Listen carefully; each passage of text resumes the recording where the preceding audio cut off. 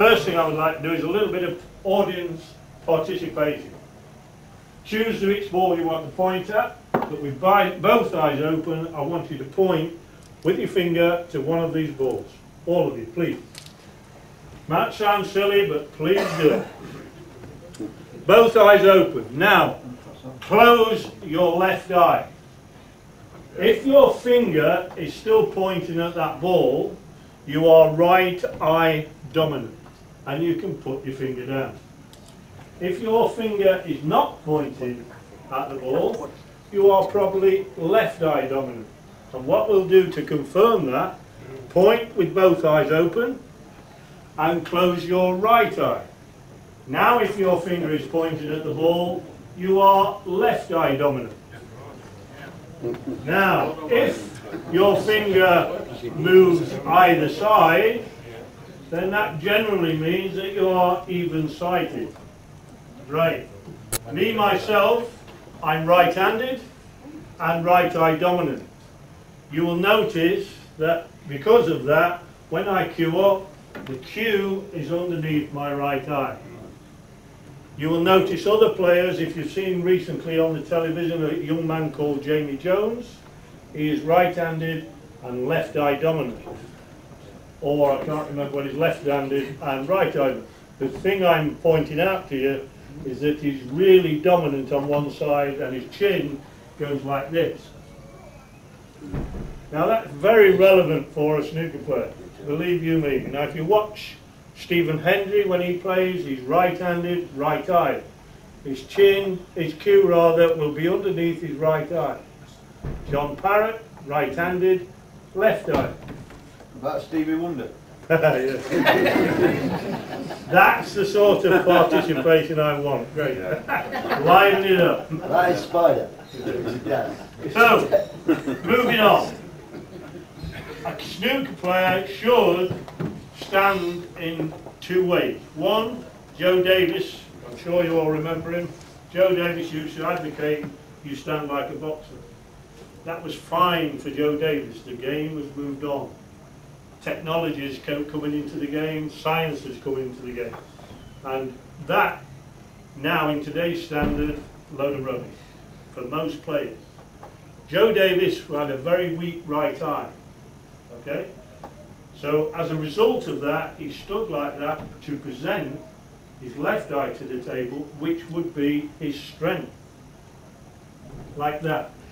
And you see, I'm trying to show everybody, stand like a boxer, left foot forward, so now he's presenting his strength to the table, his left eye. My strength is my right eye. That would be ridiculous for me to stand there because all that is happening, I'm presenting my weakness to the table. So first and foremost, establish which is your dominant eye and then decide around that how you're going to stand to the table. Very important. Alright? So for me, right eye, right-handed, I'm going to stand square-ish to the table. Now ideally, I would like to stand like that.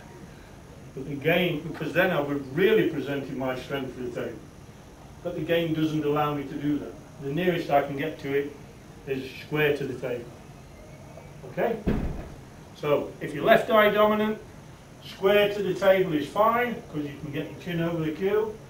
Right? Also, standing like a boxer is fine. If you're right eye dominant, please stand square into the table. Okay? The next thing is,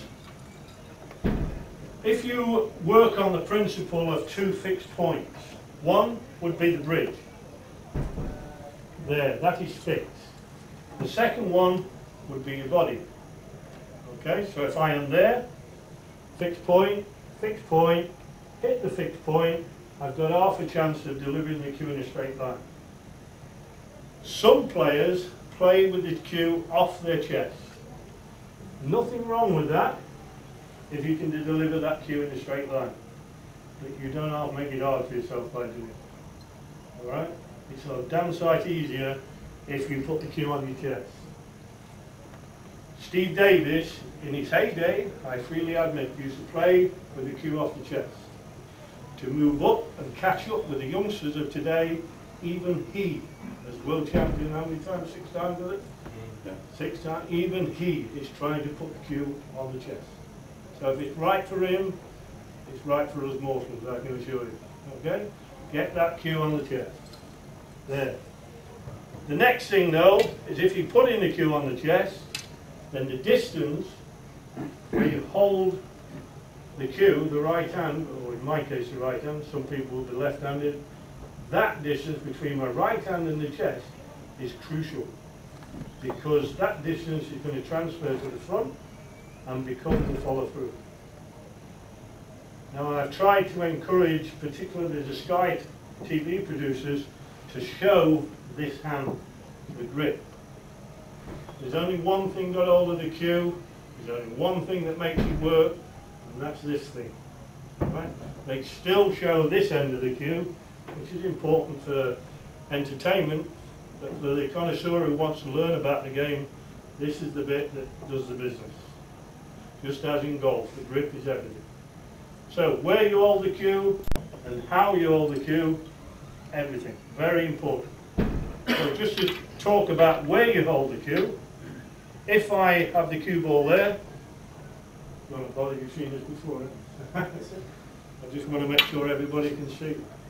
So where I hold the cue, if I'm here, if you look at it, say I hold the cue there, I have got no follow through.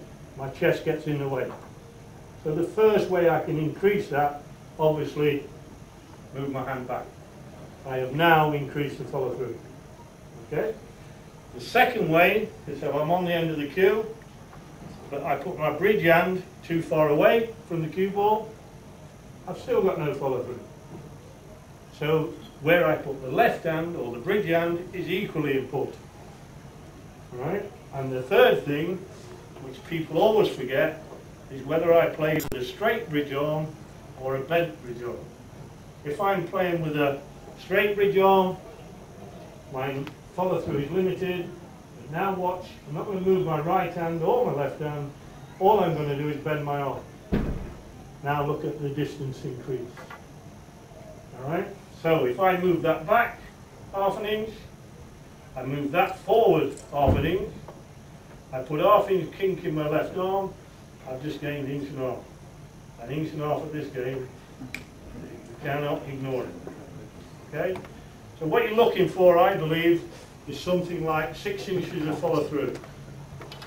So from there, if you look at it on these feathers on my cue, incidentally, while I'm on that, people won't believe me when I say it, but Steve Davis has a mark on his cue where he puts his hand.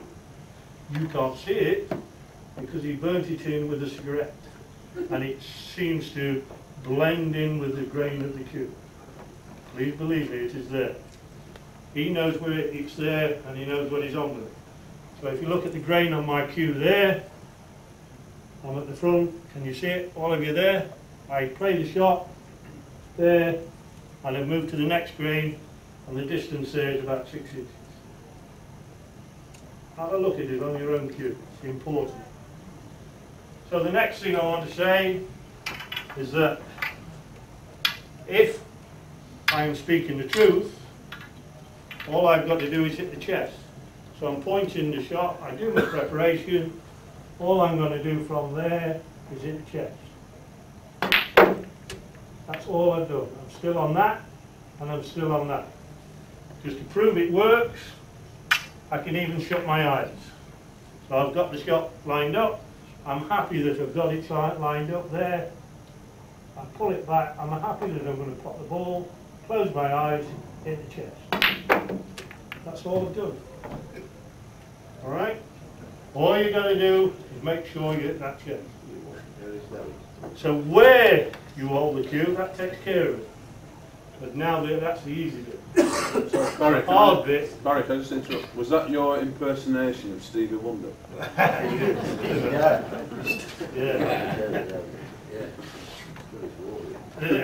The other thing is how to hold it.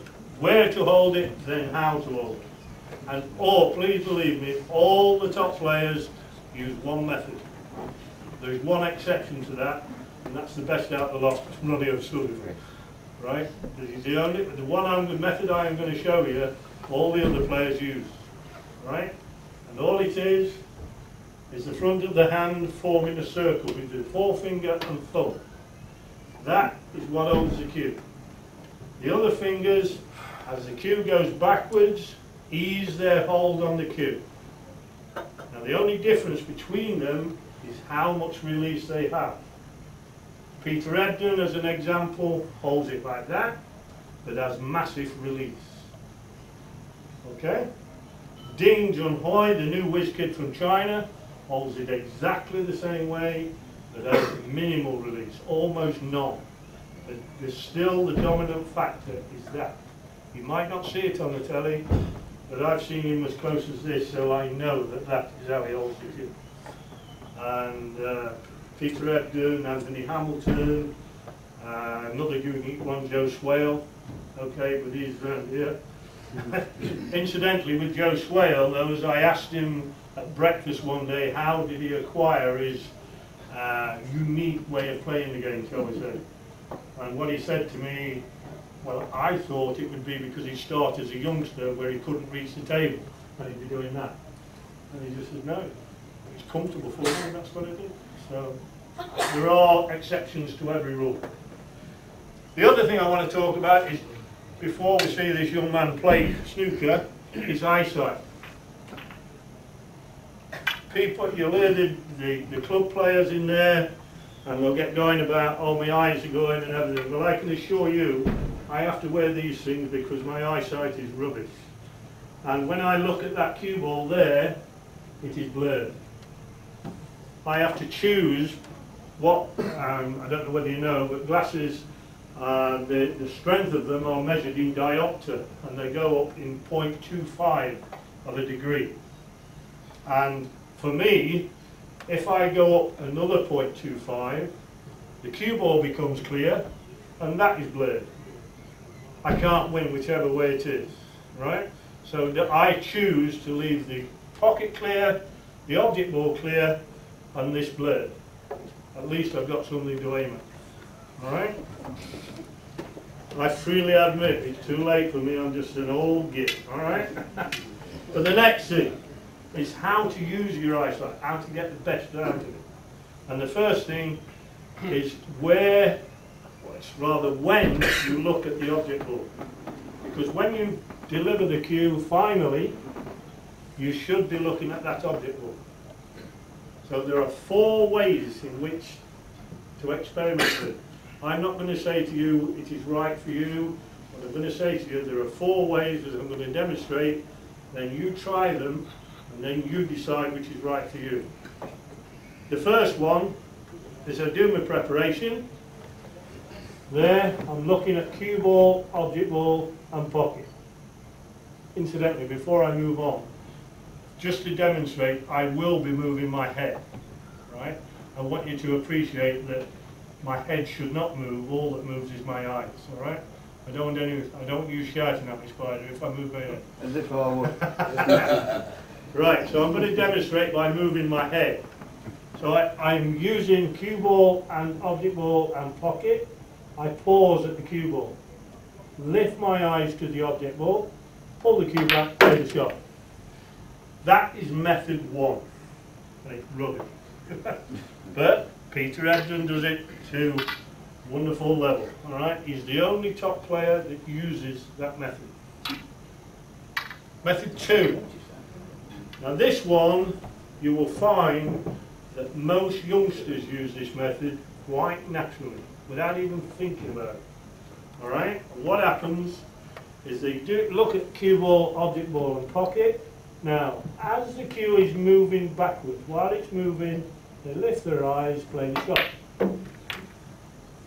Now the reasoning behind that is because their eyes are young, and when they switch from cue ball to object ball, their eyes focus, bang, instantaneously, right? For me, being an old so-and-so, my eyes do not focus so easily. I may arguably be able to see the 2 point as just as clear as they can with the aid of these things. What I will never be able to do is focus as quickly. Because what happens, I lift my eyes from there to there, and I need time for them to focus. And anybody that wears glasses needs the same time. Now there are two methods to do that. The first one is they look at cue ball, object ball and pocket there, and as they pull the cue back, they're still looking at the cue ball. They lift their eyes, play the shot. That's method 3. Now method 4 is the one I use and the one that Stephen Hendry uses, so it ain't bad, is it? He's been world champion 7 times and he's not even old. And what they do here is you look at cue ball, object ball, pocket, and you watch your cue come back. I've stopped. I'm still looking at the cue. Lift my eyes, hit the check.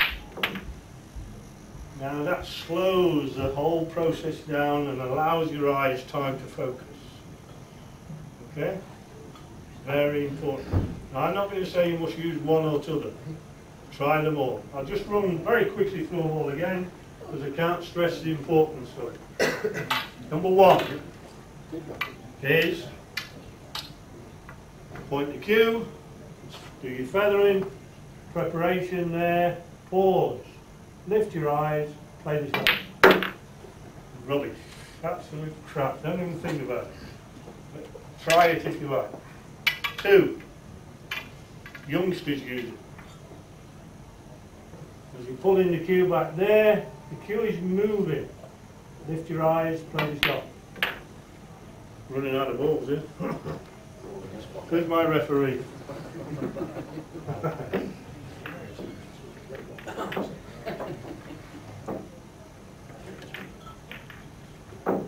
And the third one, which I can't really see any benefit in this one, but I do know 1 or 2 players use it. Don't like it myself, and I wouldn't advocate you use it, but I'll show you it anyway. Backwards and forwards, there, pull the cue back, and you're looking at the cue ball. Lift your eyes, play the shot. Okay? And the 4th one, which I do advocate, right, because even youngsters at some stage are going to have to change if they want to stay at the top. Alright? So it's there, pull the cue back, there, watch your cue. Still looking at the cue, lift your eyes, play the shot. Clear as mud? Right.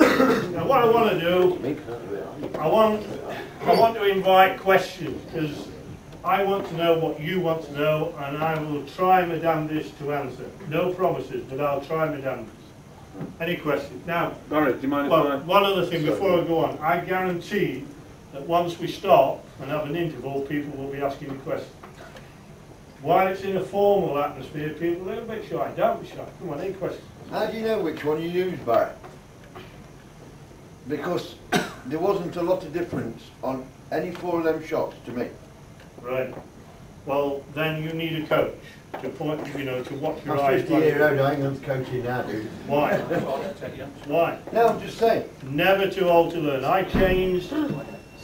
If I can put it to you like this, when I first came to Nottingham, I was playing for the team here.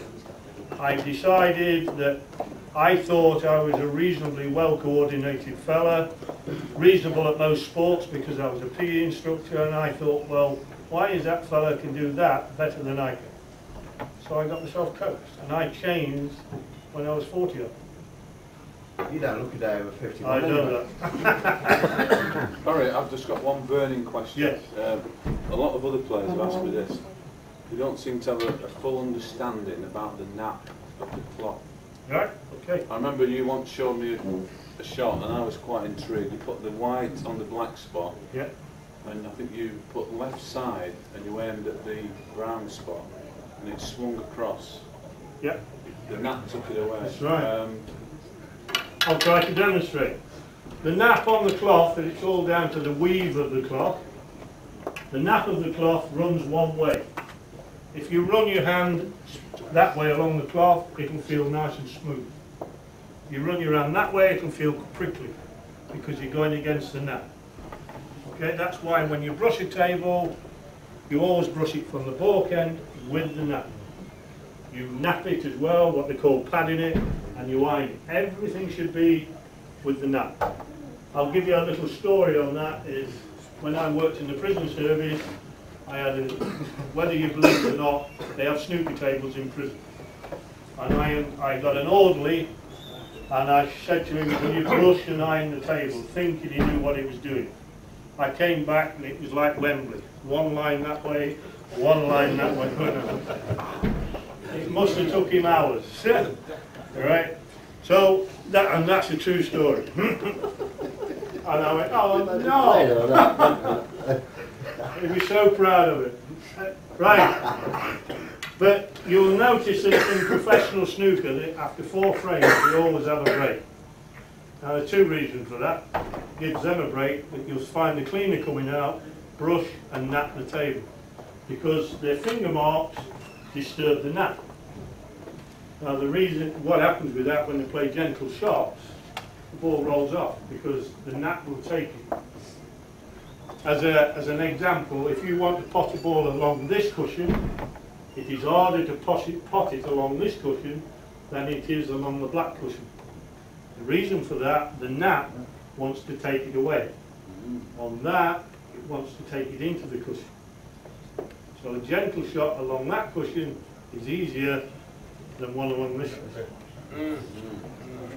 Yeah. If you've got a shot like that, be careful because they tend to drift away. Right, now the other thing about nap is that when you apply side with the nap, what will happen is if I put right hand side on this cue ball, yes it will go forward, but it will get pushed out to the left. The nap and the side will take effect and it will drift back onto line. That same shot played against the nap, I will put the right hand side on, it will get pushed forward and left, and the nap takes effect, and instead of bringing it back on line, it takes it further out to the left. Right? And people think, oh, this table rolls off. No. I'll try and demonstrate, but you won't be able to see from there, but you people should. So here, if I go... Sorry, can I just go around and have a look at the line? Because I'm learning a lot. So we're going down the line of brown, blue, pink and black spots. You sat right in front of that fellow.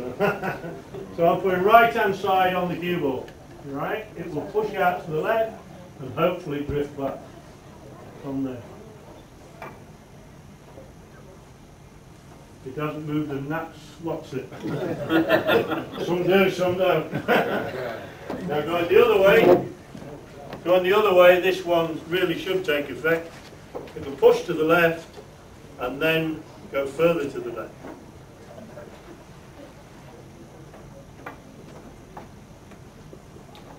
And that ain't moved, and that's what's it either.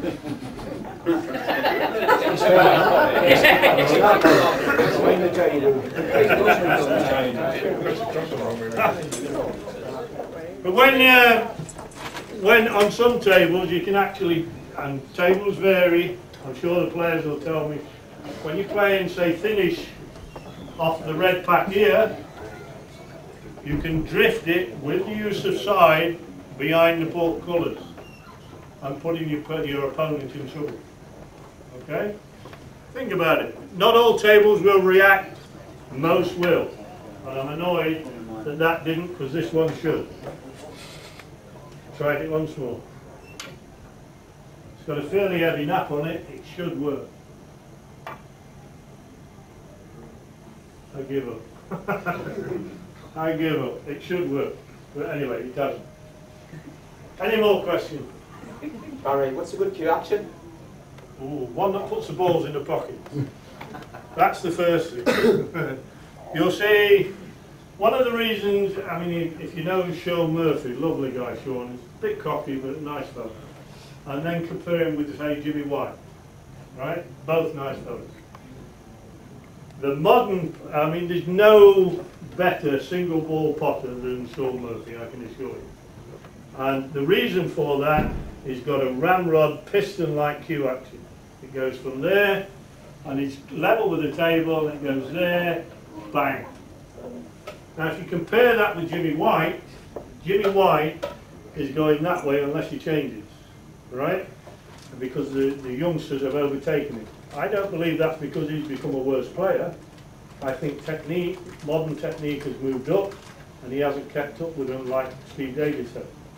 And Jimmy White, from there, he doesn't keep it ramrod like that. What he does is that. And you know, one of the hardest things in this game is to hit the cue ball in the middle. That's one of the hardest things in the game. And you know, if you play snooker, that if you hit the ball on the side and you raise your butt, you are going to swerve that ball. Yes? And if you swerve the ball even minutely, especially on the pro tables, it's enough to make you miss a pot. I mean, the pockets go from that size to woof. They are so minimal. Any more questions? No, Ronnie, are you saying about the backhand? Ronnie O'Sullivan's the only one that has got a different one to everyone else. Yeah. What's his? He uses 2 fingers here. Most people use one. Ronnie uses the central one, but he does release to a degree. The key area is this area here. If you think of the 2 knuckles between thumb and forefinger, if you make a circle like that and hold it down there, you will see that that forms the shape of a V. And that's what Frank Callum calls it. It's supposed to be the best coach in the world. I dispute that. I reckon I've overtaken it. But there you go. So that's a V, and what you're looking at is that area there, between there. And a little tip on the grip again, if you do that business, hold the cue like that, concentrate on that area, pull the cue in towards you, allowing those fingers to come off. That is the hand in the backswing. Right? All you've got to decide is whether you're going to let go by that much or that much. Okay? So holding your cue, by holding your cue there, Yeah. the flat and the butt end of the cue makes no difference, does it? None whatsoever. So why just have the butt? That is a remnant of the old-fashioned game when it was called a mace. And ladies in the low-cut gowns used to play this game, and it was unladylike to bend down. They showed a little bit too much. So there used to be a T-piece on there, and they used to play the game like that. Ladies standing up. And all that is a remnant of that. And modern manufacturers use it for a nameplate. That's it.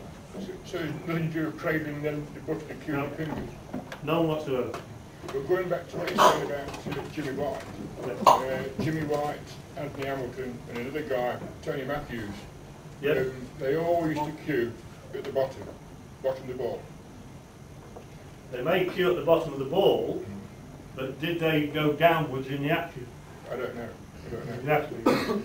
Matthew Couch, who's just won the Swiss Open, I'm sure he won't mind me drawing on his ability. If you watch Matthew before we got together, he'd have an hour on the table, and the table would be covered in chalk. And the reason for that is because he does that. Okay, so we worked on that together. I'm not taking any credit or anything like that. You just worked on it together. Now we can play on the table for 3 hours, and you'll be lucky to see any speck of chalk. Because what he does is keep the cue all over the table. And that's what you've got to try and do. Just like being a piston. Even Joe Davis, in his day, used to advocate, use it like a piston. The difference was, I think it was well on Joe Davis, what he used to do, going back to that, he'd go to the chest, but he's a bit like Ronnie O'Sullivan, he had the ability to go past the chest and still keep it straight. Mere mortals like me and possibly you, it's so difficult to do, I can assure you. So on your follow through, if the part between your back end and your chest catches on the table, does that mean you're swinging that way? I'm not quite with that one, Alan. Show me what you mean. Keep your cue. If you're coming through like that, Hang on, can't see, coming around there. on this way, Yeah? if you're coming through like that, Yes. And your cue's catching there, and your chance going out in it, on a seesaw. Yeah. Well, So you've got to keep it on low, haven't you? correct. That's why I'm saying it's got to be a piston. Yeah. One of the reasons, only one of the reasons for the release is that if I have a full grip, right, and I want to take the cue back, the only way I can keep that level with the table, well, if I take it back, it's bound to seesaw a little bit with a full grip. The only way I can keep it level is by dropping my shoulder, right? If I drop my shoulder, there are too many muscles working. Too many errors, too many muscles. What you've got to do is minimise the amount of muscles working.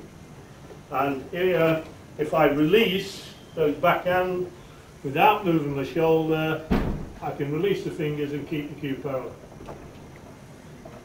Just dwelling on that again, how can I put this? The shoulder is a ball and socket joint. That will dictate where your elbow goes. Right? But if you've got a deformity in the shoulder, then your elbow will go around it. Like me, in my early days, I did a lot of weight training, very stiff, mobility around the shoulder joint, minimal. So that dictated that I couldn't get my arm vertical. It goes in a bit. John Higgins does as well. Just goes in a bit, right? So the shoulder dictates where the elbow goes. The elbow is a hinge joint. It will only work in one plane, right? Whatever that plane is, it may be there, it will only work in one plane. Our saviour is the wrist joint. That's medically known as a condyloid joint. For our purposes, an all-purpose joint. It works that way, it goes all over the bloody place. So it will compensate for any problem areas in your elbow or your shoulder. And one thing you've got to do is control it. Yeah? And the controlling element comes from that. So if I do that on that area there, and I invert my wrist as I go back like that, and I'm exaggerating it to make a point, because I've got control here, that will bring it back on right. Okay? Any more? Now, Bron, Barry, you mentioned Joe Davis. Yeah. How do you think he can compete against today's players? Ooh. Joe Davis, first and foremost, and I didn't meet the guy, but I have studied him. I've read his books, I've seen him on video. Joe Davis was the greatest snooker player of his time. That's point one. They played with what were known as crystallate balls. They were heavier. The modern ball is an Aramis ball, and you can screw it back like a piece of elastic compared with the old crystallate balls. Now, Joe Davis was the best of his day. There's no doubt about that. The beauty about him is that there was nobody to teach him. He developed the game. He's the one who took it by the scruff of the neck and developed the game into what it is today. Okay, and others came along and the game evolved, they developed it even further. The beauty about Joe Davis is nobody to teach him. He taught everybody else, right? There are limitations, obviously, but A, with the conditions, and B, with his ability. But if you talk about billiards, one of the greats. If you talk about snooker, the great of his generation. But please believe me, he would not live with the youngsters today. Not at snooker. At billiards, he'd bury him. Not at snooker. Why is that, Baron? Sorry? For what reason? Because of his why did you say technique. that? Because of his technique. Technique. You cannot play snooker at the level they play today by going past your chest. Not like he did. I know you mentioned the balls are heavier, but I might be like a lot of the lads in here. I like, if I see a nice cue, I collect it. I've got two at home, 50, 60-year-old, and they're 17.5 ounce. Why were the balls heavier and the cues lighter? Good point. The thing is about it, this is another point when you compare Joe Davis with today's game. Joe Davis used a lot of muscles to get that cue going forward. Today's game, my cue is 18.5 ounce. You've got to let this piece of wood do the work. right? It's like golf, you've got to let the club do the work. Once you start doing the work, with your muscles, error. Now when I'm under pressure in a match or anything like that, I'll get to this stage here, right? And what I will be saying is, in my own mind, relax, you be, you know? And once I get to that point there, Kyren, take the cue out of my hand. Take it out of my hand. You got it? Go on. No, I'm not even holding it. It's sitting there. I don't want my muscles doing any work. I want that piece of wood doing my work. Alright? Anything else? Barry, you walk around the table, you see players just get down on the shot, but then there's others that stand straight back and then come back down on the shot. Correct. Right. It's your eyesight that governs where the cue's going. Right? If I can give you a classic example, if you ever see Michael Judge play, he will do this. I'm exaggerating it to make the point, but he will do that. Right? If you watch Stephen Hendry, he does that. If you watch Anthony Hamilton, prior to him, we're doing some work together, he used to do that. Now, Stephen Hendry, I don't know whether you can see from around there, but what he does, let's assume this shadow here, on here, is the line of the shot. He will have his foot exactly on that line, his right foot. And he will stand like that and play the shot. And his cue comes in from there. And I believe, even Stephen Hendry, that is a mistake. Right? What he should be doing is coming in, over the top, and down. Right? I'm not saying, I mean, all this business of walking in, nah, I don't know that at all. But I do believe the cue should come in from above the shot, not across the shot as you get down. There is no benefit at all, physically I'm talking about, from Stephen Hendry doing that. Psychologically there is massive benefit, because he knows that if I stand as I always stand, point the cue as I always point it, do the preparation as I always do, he knows damn well that that ball is invariably going to go in the pocket. So if he knows that, there's no reason why he shouldn't be a very mentally strong player. It's the player that gets down and goes, oh God, I don't like these shots. Well, he's going to miss before he starts, isn't it? Yeah? That's the truth. Anything else before we have a break? Because I want to see this young man play snooker. Yeah. How do these pros pull the white ball back as much as they do? That's what I don't know. I can't Through the ball. If you look at, it's all about timing and allowing this ball to do the work, this cue to do the work. I think the best lesson I ever learned about any sport was I was a useful badminton player as a young PE student. And I went on a club coaching course and the business. And I went there and there was 24 of us on the course, ranging from a 15-year-old girl to a 65-year-old man. I was by far the worst player on that course. And I said, if that slip of a girl with no meat on her whatsoever can hit that shuttle harder than I can hit it, I'm doing something wrong, please teach. And that was the best lesson I've ever had in sport. And that relates to this, yeah, as well. Because what I wasn't doing was maintaining contact between racket and shuttle. And it don't matter what it is, whether it's a cricket bat on a cricket ball, whether it's a fist on a chin, yeah, a Q-tip on a cue ball. What you've got to do is maintain that contact. So the first thing you do is get the follow through. That's the first thing. Secondly, you've got to relax. There must be no tension at all. And let that cue do the work. And then you've got it. So the first thing is, if I want to stun the ball, all I do is from there, stop the ball dead, there. If I want to screw it, I just come down on the ball, do exactly the same thing. Exactly. And just get through the ball, but a little bit lower on the ball. And I must relax. So it comes from there, low on the ball, and relax. And the ball comes back. But you must feel that white. feel it. Alright? I can never do that. You will?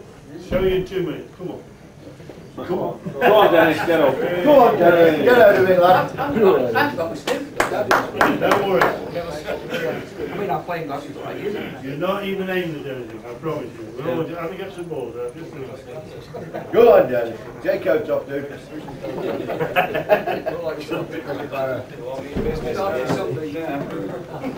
It means it now, Barry. I know. There you go. Can you see all right? Is that reasonable? Yeah. Right, just put your hand down. Right, now there's the first thing, you're moving. Put that down on the table, right? Now lower on there, lower. Lower, don't be frightened of it, come on, lower. Now, stay there. So we Relax here. I was going to say, Don't worry if you miscue, does not matter a damn. Just hit and go through. See you are? Dennis, that just cost you 12 quid.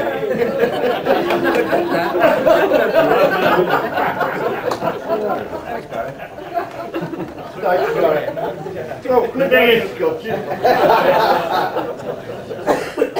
So, I mean, that demonstrates a point, doesn't it? You are never, ever too old to I'll learn. play next Alright? week. Just get yourself coached. I don't necessarily mean by me I'm too busy, but Barry, I've just got one final Yes, question. go I on. won't ask you another one. go on, mate. Can you just demonstrate a shot with check side? Because sometimes, you know, like when you've potted a red and you want to get inside the blue Yep. to perhaps go over to the pack. The easiest way to do this is, if I go from here, nice little angle, most players would prefer to play that, including myself and even most pros. There's only two exceptions, probably Ding Junhui and Stephen Hendry. Most players would prefer to play that shot with a little touch of right hand side, right? So because of the angle. So what happens is I play with right hand side, which in this case is running side. It goes there, pot the ball and white comes round here. Running side. Check side in that situation will, and it makes the pot a lot more difficult, so you have to be very careful what you're doing. But what I'll try and do is screw the ball back, pop the red, screw the ball back, right, and then check it. Instead of running side, I'll try and check it. That's left hand side in this instance, right? So left hand side, it makes the pot a lot more difficult. From there, check side. See it check? Yeah. Right, probably I can demonstrate it better like this. So, in fact, running side here, pop the red, and running side will be left hand side, bringing it round these angles. Okay?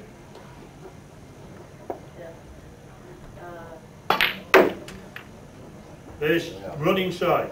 Check side is the opposite. And again, don't be surprised if I miss the pot. It starts to get a lot more tricky. So check side. It's exactly the same shot, but I'm hitting it on the right hand side.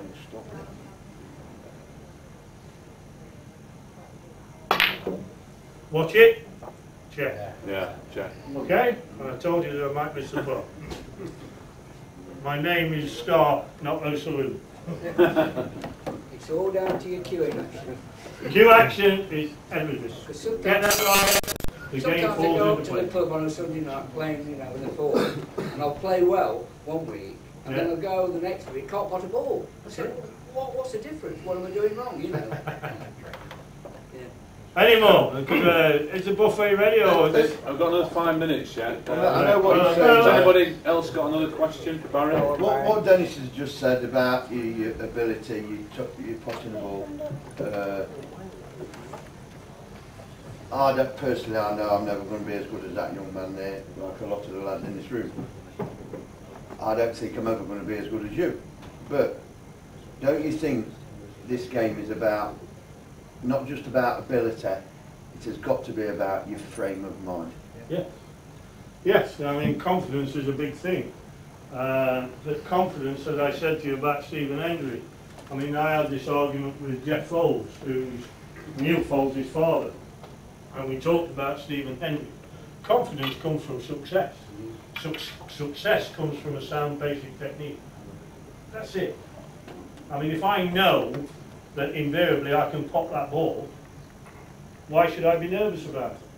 You know, I'm going to get down, I stand as I always stand, I'm going to point the cue, I'm going to do my preparation, and all I'm going to do is hit my chest. I know I can pot it. Why should I be nervous?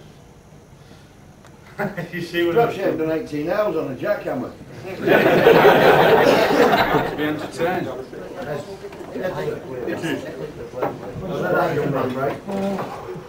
In which year did Shot is Gary.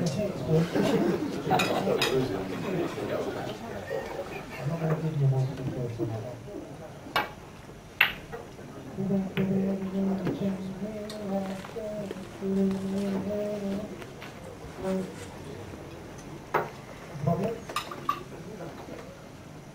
Originally then.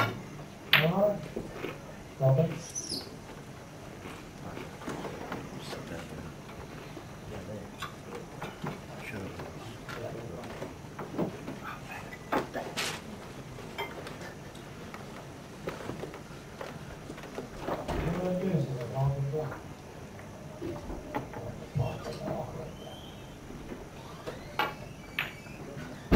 Which hospital do you work at, lady?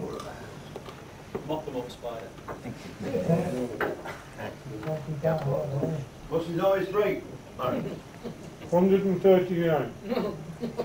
It's exhibition game tonight, isn't it? Why did we not try and beat it? Go on then, lad.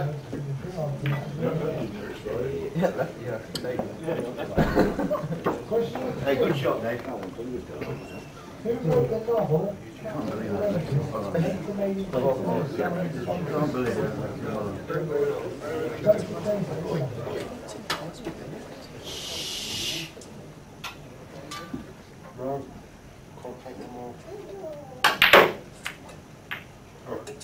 Come on, lad. Question 3. Who wrote the novel Captain Courageous, later made into a film starring Spencer Tracy? Yeah. Anyone?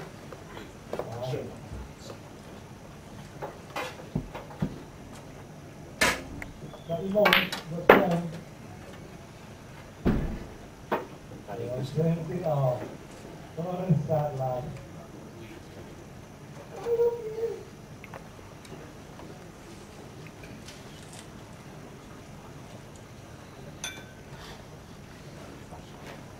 Question 4. Which Dallas character was originally played by Barbara Bell Geddes? Topic starting on that one.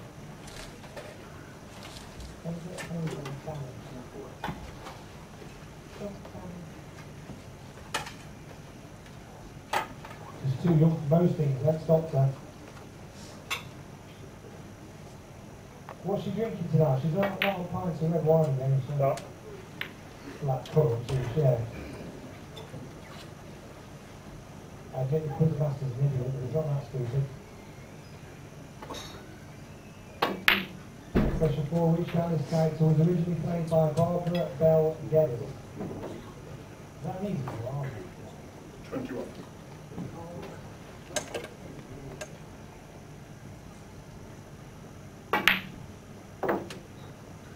Question number 5. To what did Demon Barber Sweeney Todd give his name in rhyming Nice shot. slang?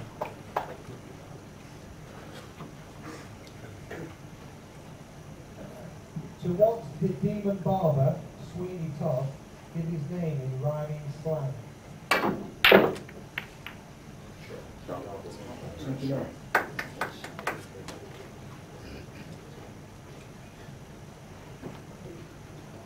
Dale, can I possibly have a small coat, please, for Smiles? When you're not busy, which is for you about that. 34.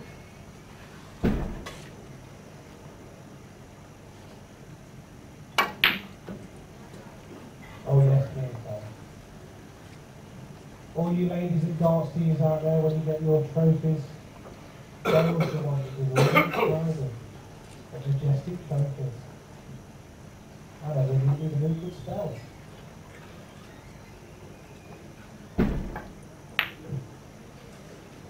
No swearing, it's a mandatory. Swear, call me afterwards. 40. Question number 6. In which country is Legoland? In which country is Legoland? Great shot.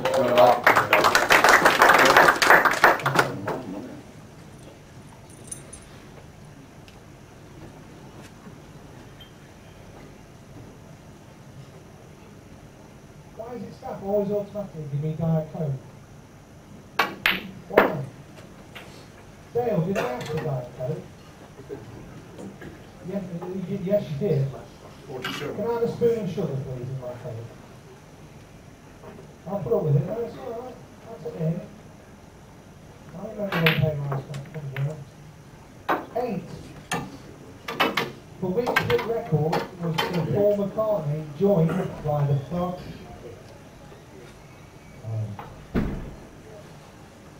That's right. 7. Who put one arm out of the window and one foot up the chimney? Yeah. Sure. 53. Question 7. Who put one arm out of the window and one foot up the chimney? Shot.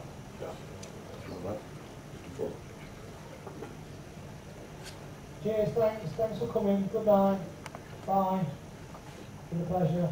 You don't have to walk out singly, you know, you can go out as a crowd.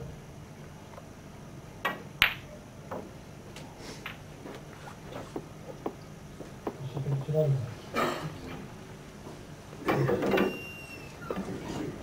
Which one?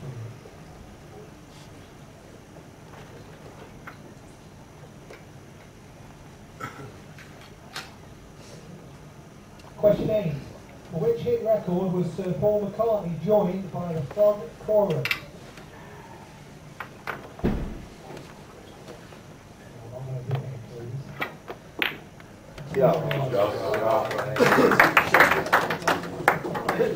You cheeky little bugger.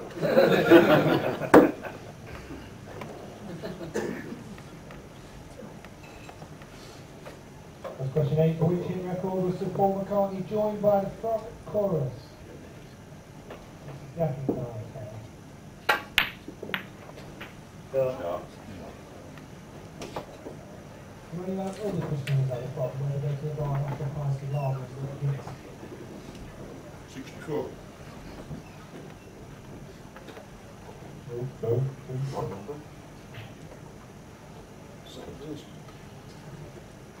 you got a feel to the standard?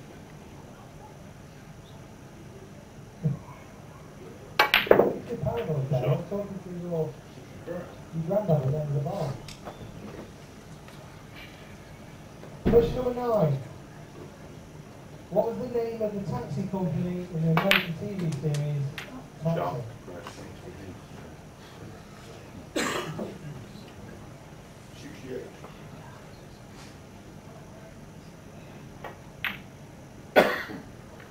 That's it.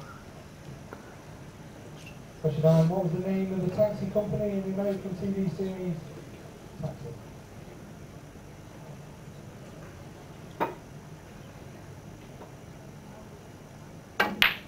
Shot. Great shot.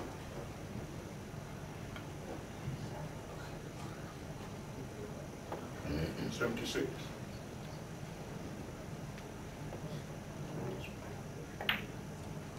77. Question number 10. What was Frank Sinatra's middle name? Always had that question. It wasn't Christ, though. I did too, it weren't Christ. Definitely. Frank Christ Sinatra just hasn't got a link to it. 84.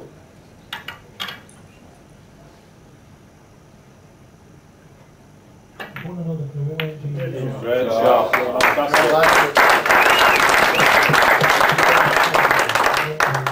I do them every week and nobody claps me.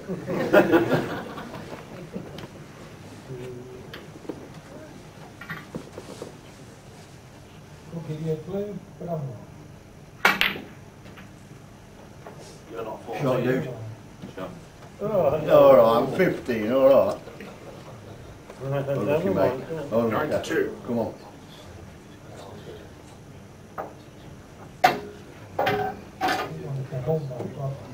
I'll have a tenner, you don't pot this. How serious are you on that tenner barra? Because that will move the blue. Yeah. Oh, lucky,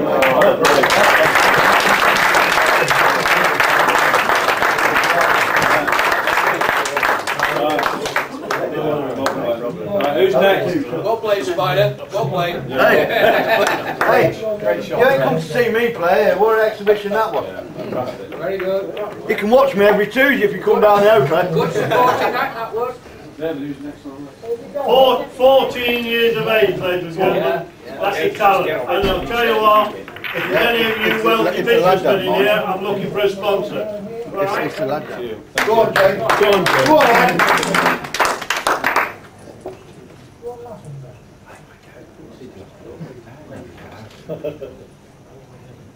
Cheers.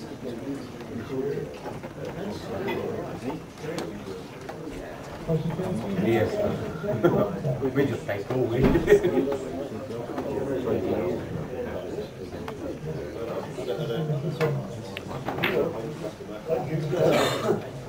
Great kick. See, made it good.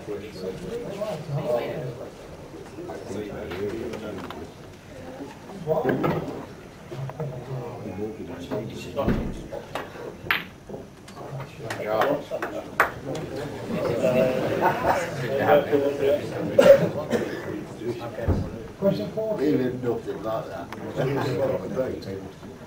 What do the initials MG stand for?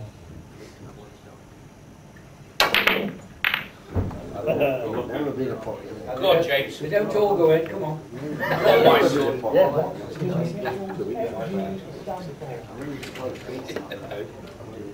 None of it doesn't.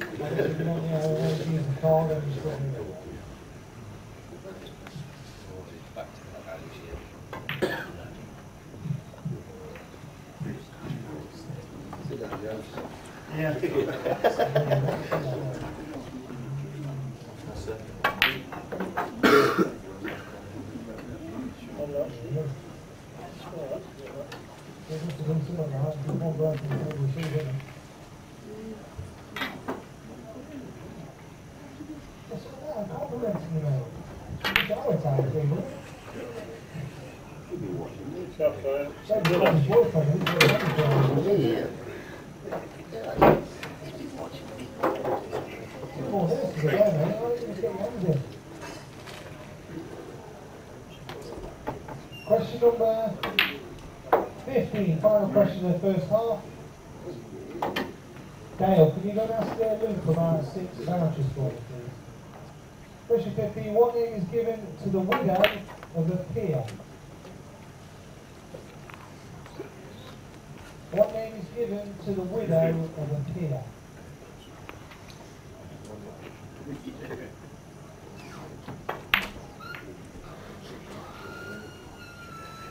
That's right.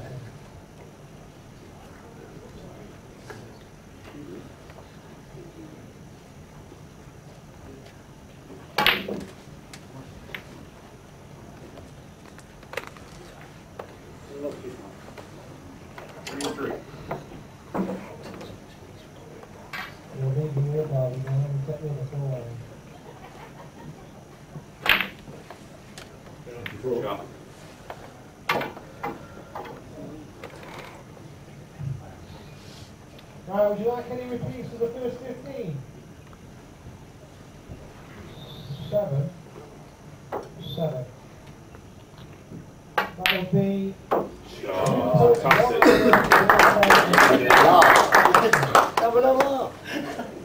29. Easy game, isn't it? We'll swap our pages over, ladies and gentlemen, mark the first 15.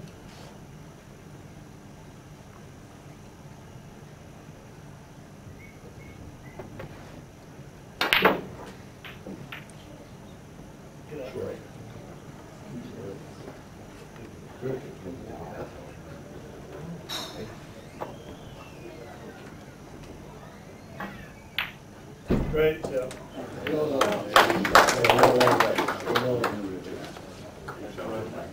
37.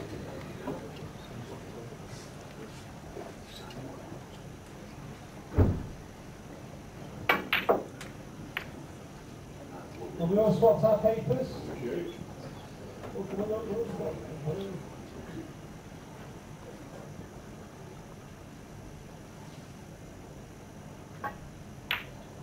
Shotgun. Shotgun. Oh. Okay. Oh, I've got it.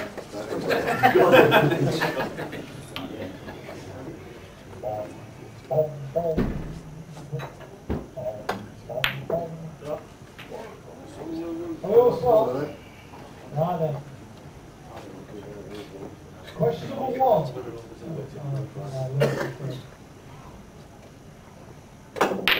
Didn't know you were coming, there was no line in then. Good safety. I didn't hear you coughing open.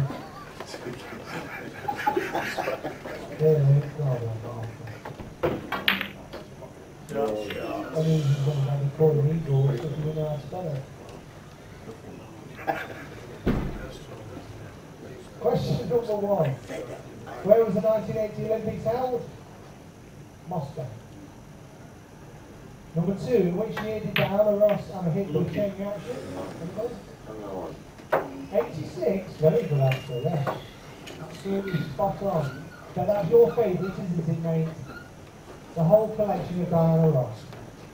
Question 3. Who wrote the novel Captain Courageous, later made into a film starring Spencer Tracy? Would you like to kick one? You don't like the body, didn't you? What's that for? I believe it. Question 4. Which Diana's character was originally played by Barbara Bell Davis? Miss Eli is wrong. Miss Ellie. Yes. Question 5. To what did Human Barber swing the side give his name in Ryan's slang? The Flying Squad. So the police. Where will you get that?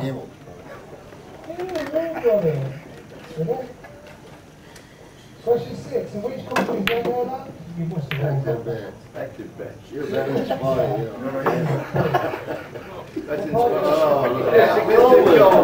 Good shot, Dave. Sportsman of the year. Proper Legoland in Denmark. I said, which country? Oh, come on. It isn't. Isn't it? It wasn't. Question 7. Who put one arm out the window and one foot in the chimney? Snooker. Alice. Alice? You would stop it. Right, language. Alice in Wonderland. I will accept Alice. Did you get that one, Herbert? Really? Question 8. For which hit record was Sir Paul McCartney joined by the frog chorus? Bom, bom, bom. We all stand together. 9. Representing the taxi company in the American TV series Taxi. Yellow Caps. No. No. Anybody? You must know this one. Herbert, so they expect you didn't know this one. 8. No, it's Sunshine Cap Company. Did you get that? Oh,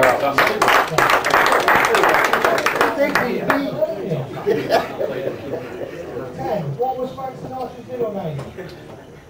Albert. Albert? 11.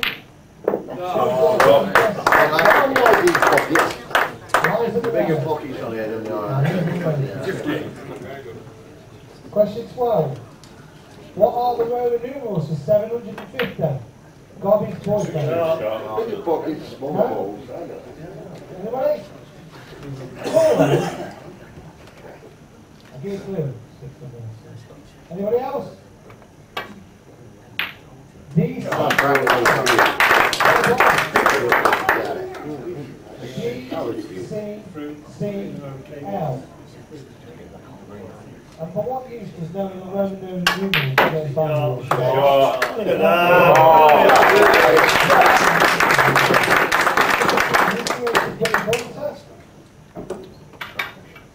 Frank Richards. Spot on. 40. Still looking for a sponsor.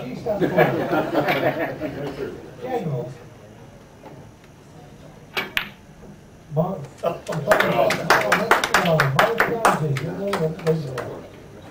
Nice garages, yeah. And finally, question 15. What name? Dave Buckley's got some money, Barry. A garage, yeah.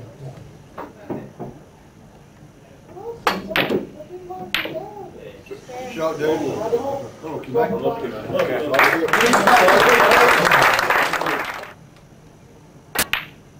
One.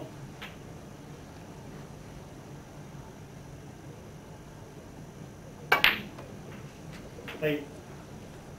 I remember missing a similar shot myself. I think it was about 10 years ago. If you believe that, you'll believe anything. Yeah, I would tell them. 9. 16.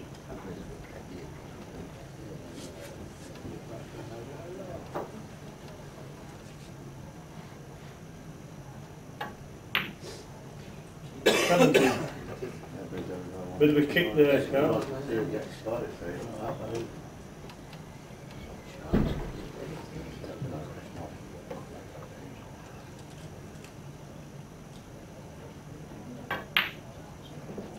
23. So,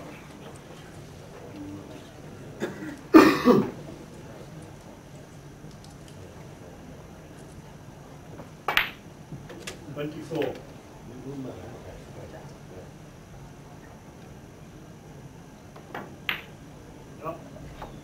30. Can I just stop you there, can I just make a point for everybody? Joe Davies always used to say, and remember I said he brought the game to the floor.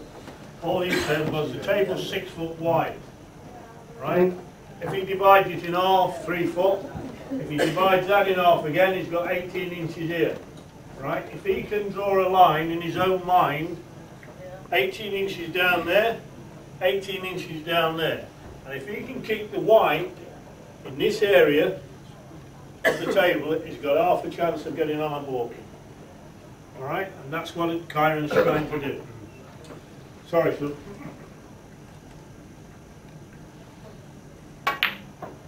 $31.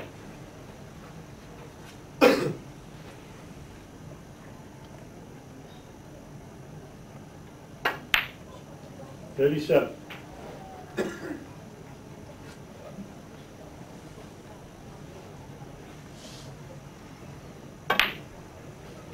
38.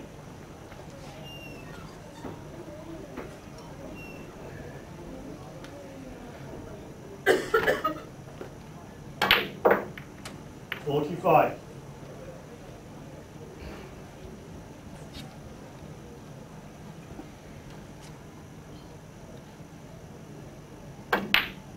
46.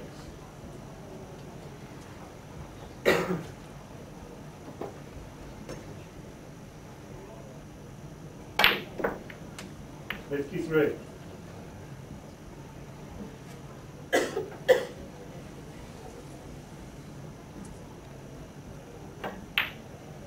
54.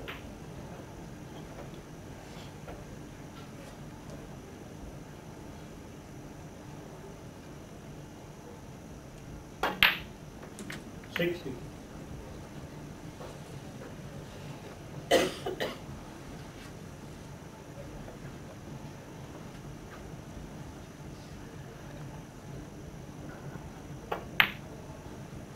61.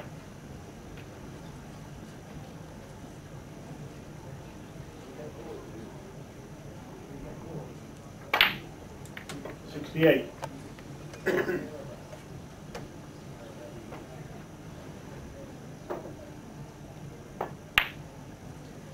69.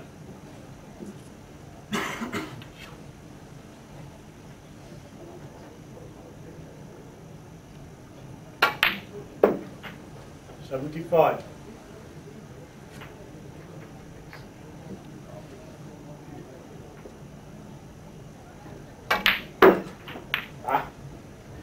76. There we tried to find the gap between the green and the brown.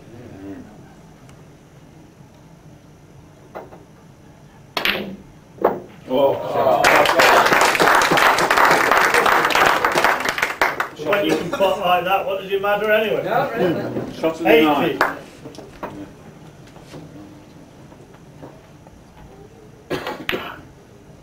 81.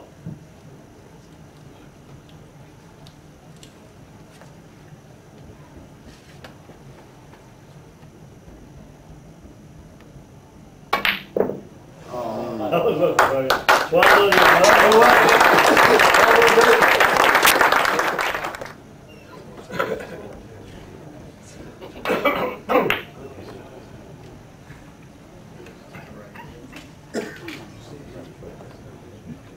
Get out of that. Go on. End of visit. Alright, sorry David. Now I'm going to be a bit spiderish.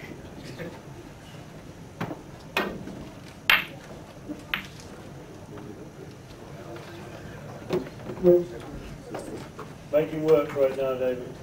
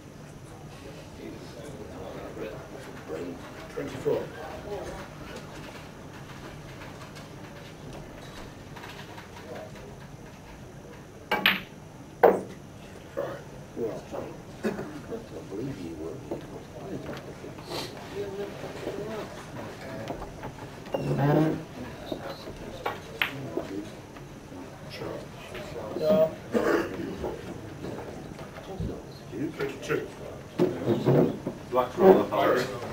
That foul. Next up there. Mr. Shire. Can't get the staff nowadays. 23.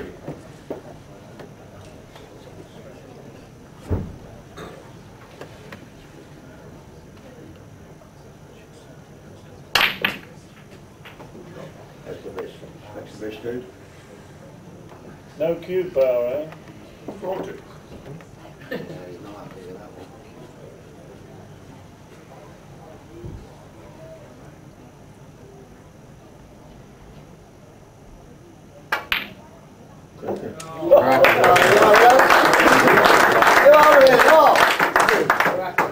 Big bag.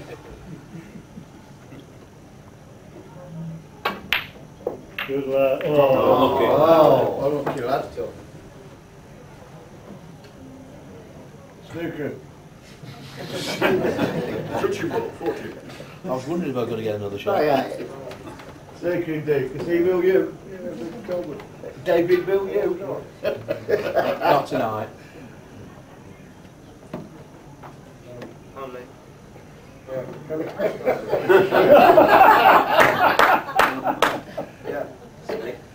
That's a sign of good upbringing. Pardon me. Well done, lad. Well done, lad.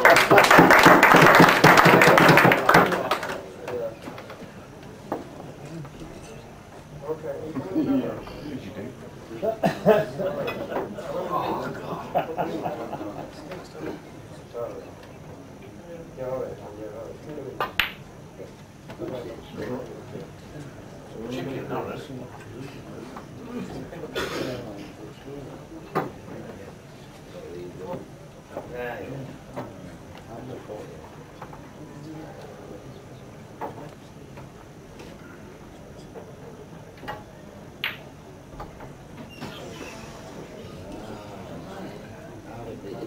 Listed in my ear line, that was good.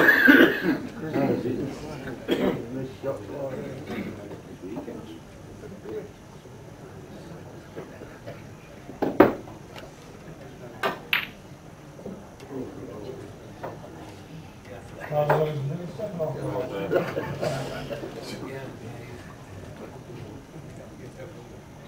She's been really quiet about the press. Shots.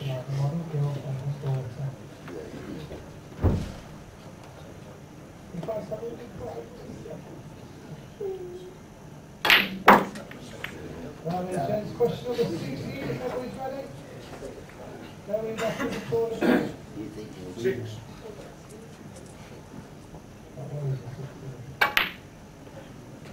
Question 16, where did Christopher Robin go with Alice?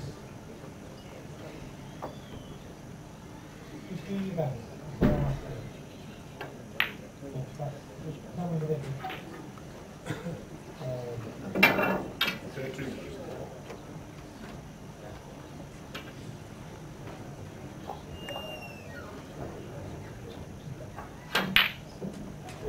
Shot. What are you looking at? Is it an eye in the cup? They're giving you a proper stare there, honestly.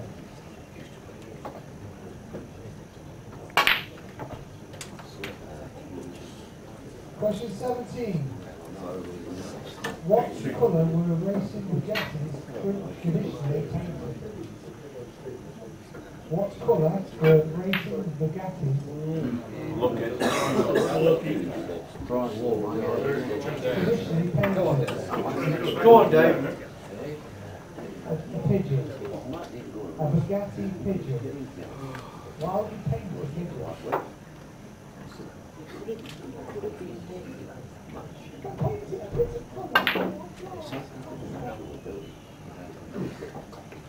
You're stupid.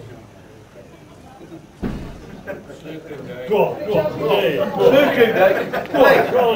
No, I'm not feeling this out. David, I've got a fiver in that donation pot if you snooker.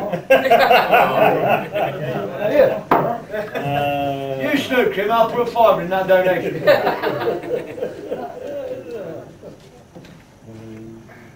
You're still behind the elephant, I see some of people now. Oh, unlucky. Question number 8. I meant legally, not a good shot, Dave. Does not have a deal. And it's not a trick question.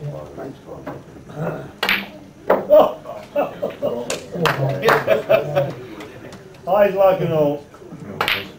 Didn't watch his video. Team Harrier still wants Wolves. 6. You don't have a deal.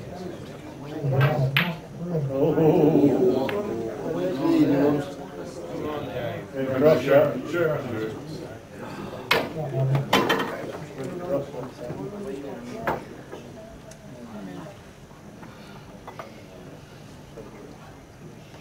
Is it your first game, is it? You've got more to do than first game.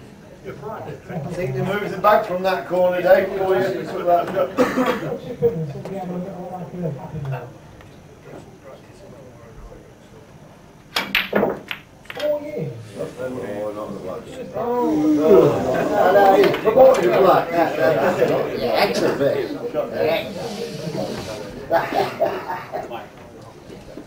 Question 19. When was the breathalyzer introduced to Britain? I'll give you a year each one on that one. 8.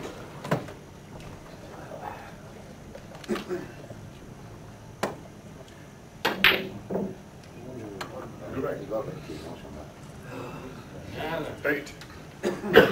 When was the breathalyzer introduced into Britain? And I will give you a year each when. I knew those glasses were no good.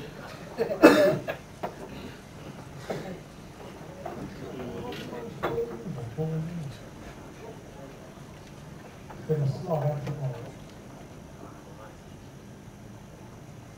Weren't you tempted to just join the army in the jungle? Yes. Unlucky, David.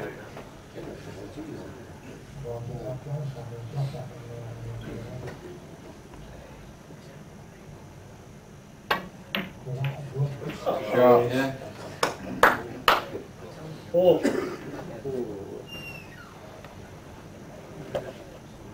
Question number 20. Ah, this one. What was the speed limit raised to on British roads in 1903? What was the speed limit raised to on British roads in 1903? Yeah. Right, well, Nick. Thank you. Say it, Robert. What, running in front of the car? I don't know. We're in America. Oh.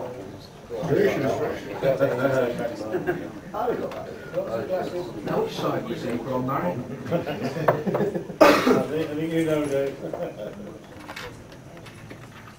Have you washed your hands? Sure. Well, not there. That was our wives, huh? You enjoy yourself shooting the top corner? The first time, isn't it? You're waiting with that. What? You enjoy the quiz? Can't let me nosy, yeah? You're ever so lonely up there. Is that it? Looking out, you know. Sure. Go on, David. Go on, lad. Now you're frightened. Question 21. I don't know if this one's father because I don't know Hey, go on, David. David, he says if you pair up, he'll get you. Attendant to the boat line.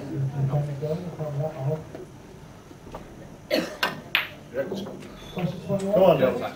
Cinema film with the TV series Dixon of Dock Green created.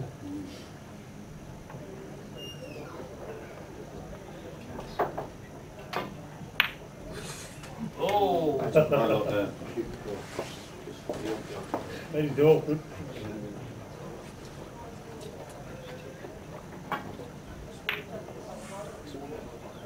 What's an easy one? Oh, you know this one all day long. EastEnders. What was the name of Dirty Den's dog? Dirty Den? What do you do? What do you ask what on? So old people. Question, darling. Why is it not many men live above 60? We don't. We do overseas citizens' lunches, and we have about 15, 17 days, or 120 each day. We might have 6 blokes. Why? It's all blokes. Where do you live? Clifton? East Leigh. So the water's better for the men. Is it? Is it? Wow, I'm moving to East Leigh. And again. It's true, though, isn't it? How did they remember it? Oh, Lovely stuff. I think it's sharp, nice and poison. That's what it's down to. Question 23. Sharp. Fantastic. You don't think I'm fat, you don't. I think I'm fast to my side. Look at my age. Fat monitor. All play, Joe.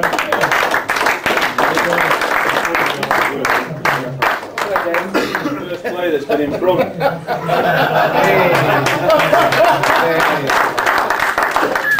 What is Charlie Brown's sister called? Sally. Did anybody get that? Well done, New York.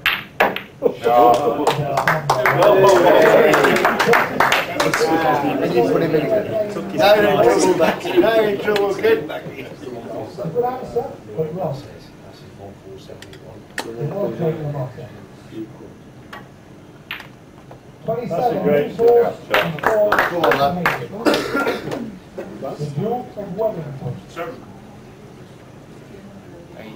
Question 28, what was the name of the RAF's first jet fighter? It was the Meteor. Good. And that's funny, isn't it? Meteor! 29, on which river does Washington DC stand? The Potomac.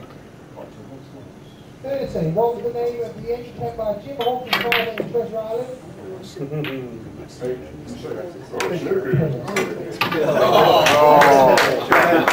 What goes around comes around, Steve, don't it? It was the actual Benbow. Add them up. Kyren's next practice session will include the rest. What's the first half? What was it 11? Ah, deliberate misread. Well, how many times have we got?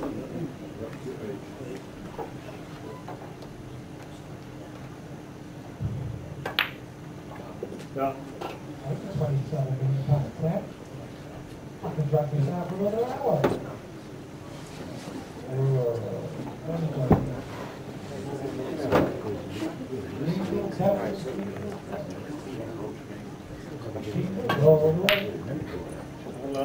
Right, we're all swap back. We have a possible winning score of 26, and I'll even give a bonus of £500 out of my own pocket. But you only have a 26. Yes. You wish again. 25. 24. 23. 22. 21. 20. Who's got 20? 8. Yeah, how many you got? So you got 19 there. Sorry, Scott.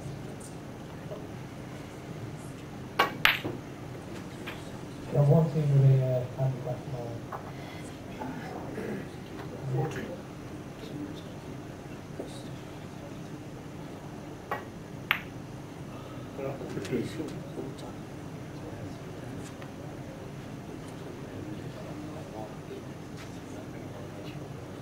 Ladies and gentlemen, a round of applause. Our winners on 20. There it is. Fantastic. I think you know it. 21. Can't you ladies and gents clap for our winners? Is that not possible? Oh, sorry. I'm sorry. 2. Right then, snowball time.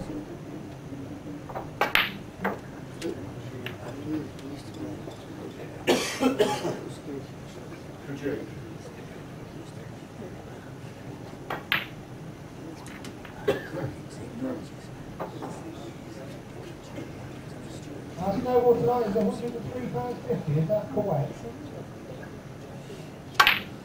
Yeah.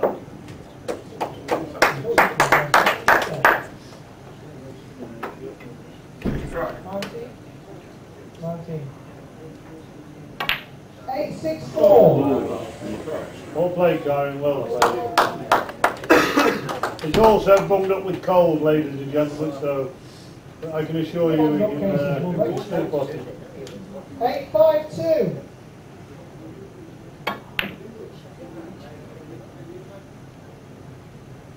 There you go, sweetheart.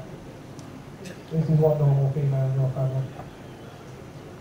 852, where's that one? 870. Oh, I need to pitch the pen. Take the car keys as well, if you like. I think we'll struggle getting this all in there. Oh yeah, you're from Ball. You don't need car keys, so I can't you? 860.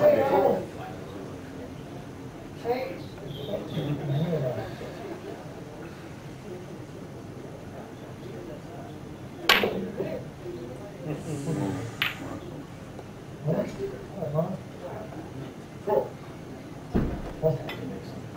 I don't.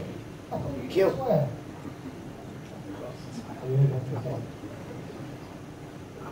Your mother is swore. Shot. You're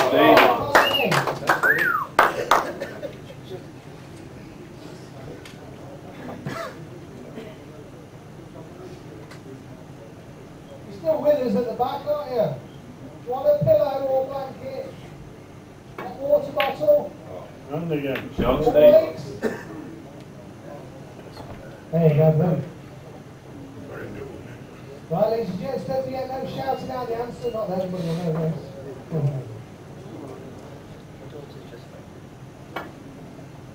Just do your best.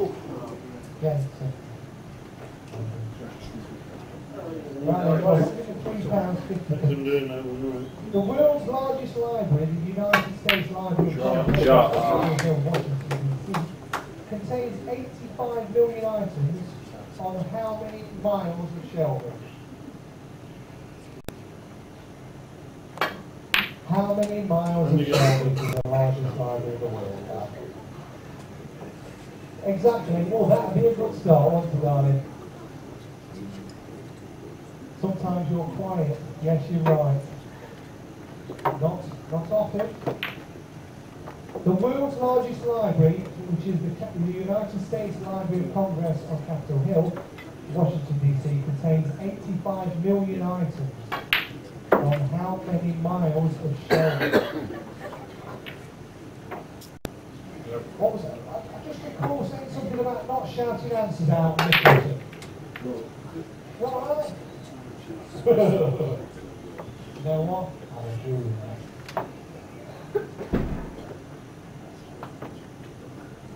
If anybody gets this right, I will question.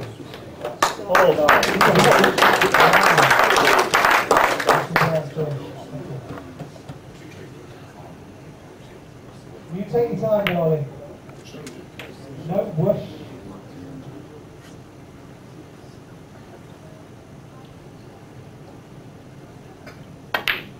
It wasn't an athletics question.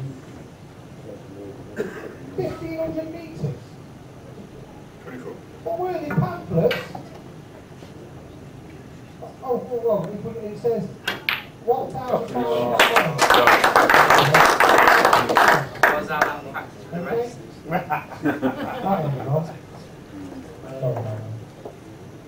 What's the next laughable one? Top 75. Shot, great shot. David Pearce, 147. Cafe, 135. Herbert, we do have one that's close, 257. The correct answer is, and I've lost it, it has 532 miles. Now I said that, though, 532. Right, then we'll Quite hard now. You were the nearest. Well, you were actually, then. Good. So what I have to do is screw back off the yellow. White comes into this pocket. The yellow rebounds off the triangle, comes into this pocket. The power, again, we come back to Newton's law. There'll be plenty of resistance, and the 5 reds go into that pocket. Assuming my name is Steve Davis. There we go.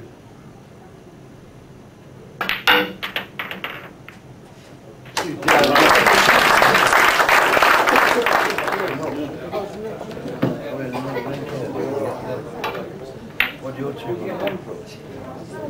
Yeah. Well, your two go then. Quiet, please. Straight on there.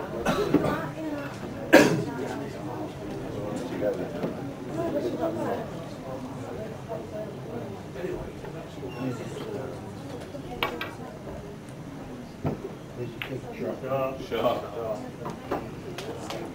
Where's your key?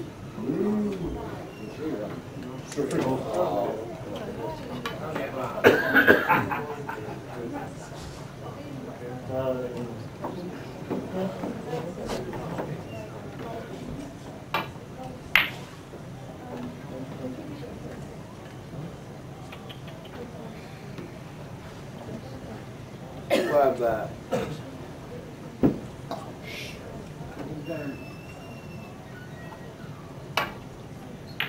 Oh.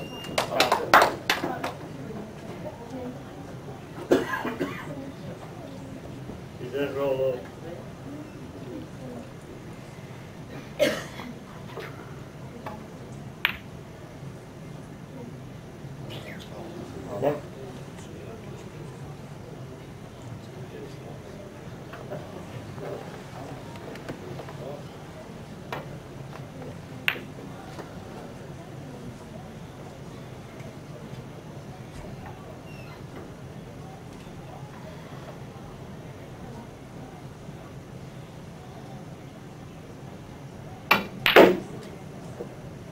No good. Full off. Snooker. Right.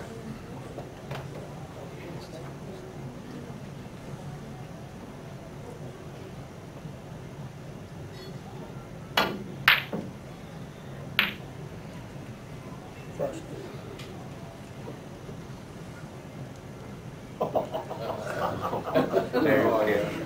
Don't know.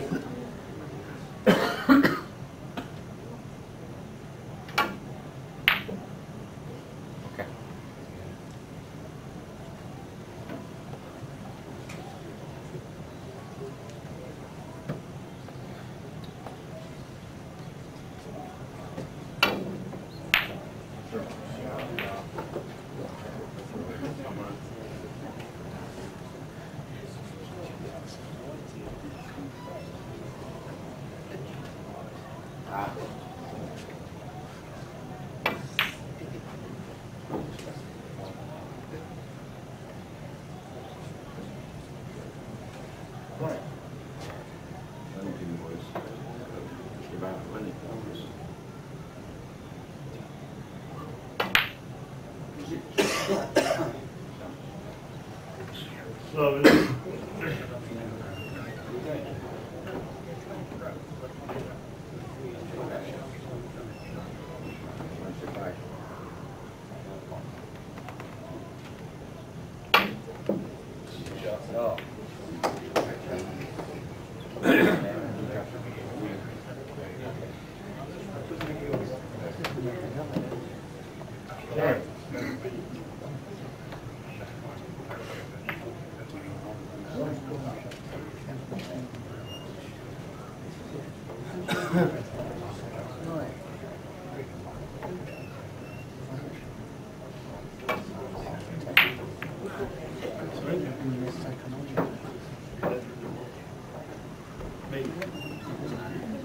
Yeah, yeah.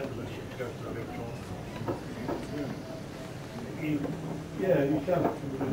Just slightly more.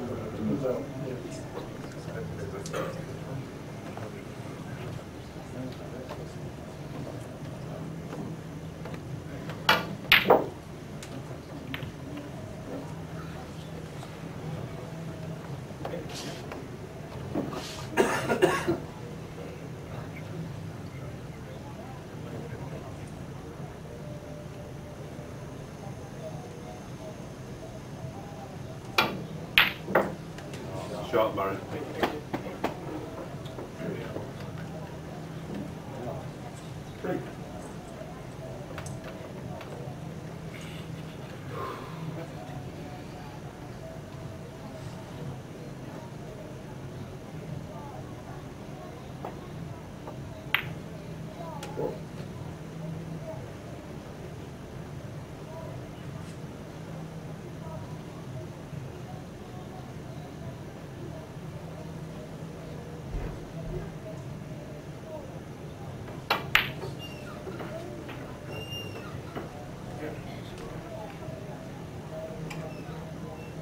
Ten.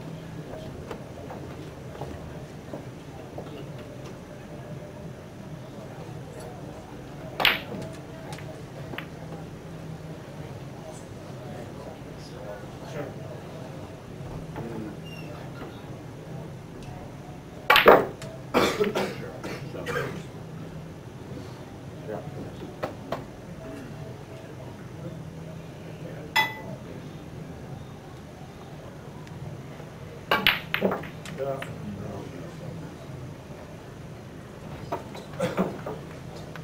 40.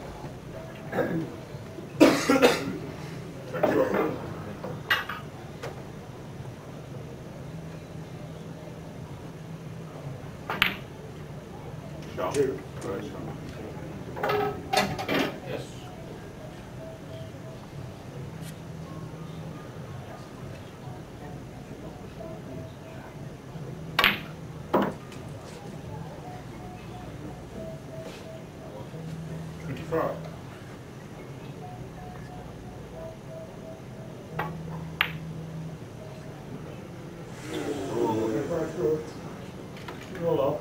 Yep.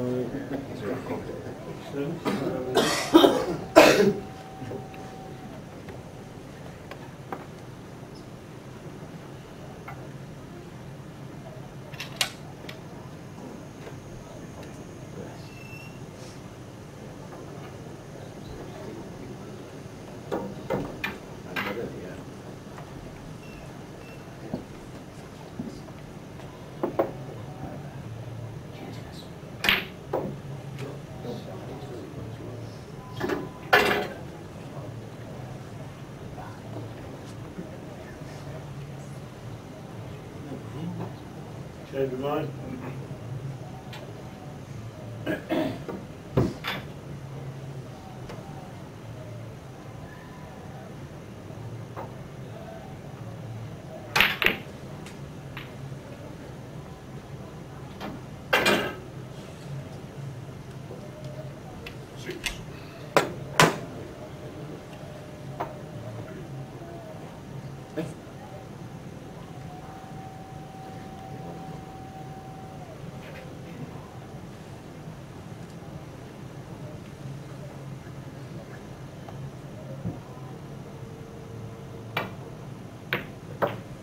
Stop.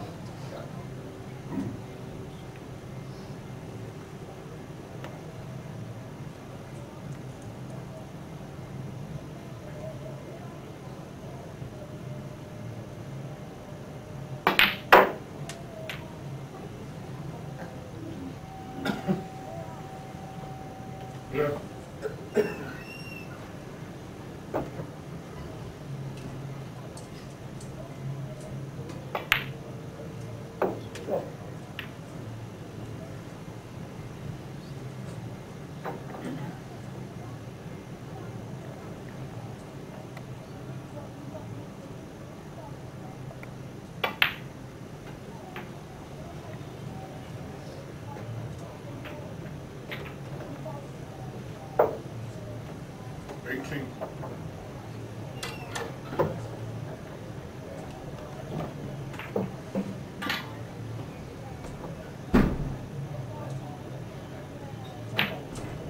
Stop, Barry.